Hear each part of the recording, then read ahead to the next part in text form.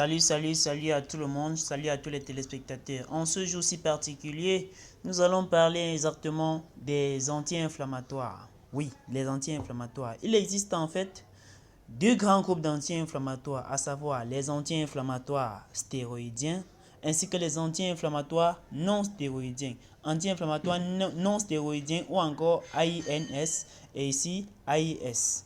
Ok, parlons de ces anti-inflammatoires stéroïdiens. La différence c'est que l'autre contient une hormone encore appelée le corticoïde. Bon, parfois on dit généralement le glucocorticoïde. Oui, le corticoïde, c'est ça les corticoïdes. Et d'autres n'ont pas de corticoïdes, c'est non stéroïdien. Donc, le fait c'est que comme anti-inflammatoire stéroïdien, nous pouvons citer ici Célestine, oui, qui est du bêta-méthasone.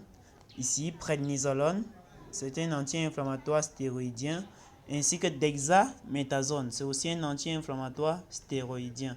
Mais comme anti-inflammatoire non stéroïdien, nous avons ibuprofène, oui, dosé à 400 mg, ça c'est le comprimé, ibuprofène. Nous avons aussi du diclofénac, communément appelé Ruffenac par certains, du diclofénac.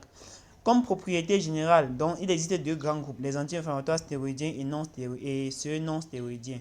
Comme propriété, on peut dire que les anti-inflammatoires non stéroïdiens ont quatre propriétés. C'est-à-dire, c'est utilisé comme anti-inflammatoire, antalgique, antipyrétique et puis anti-agrégant plaquettaire.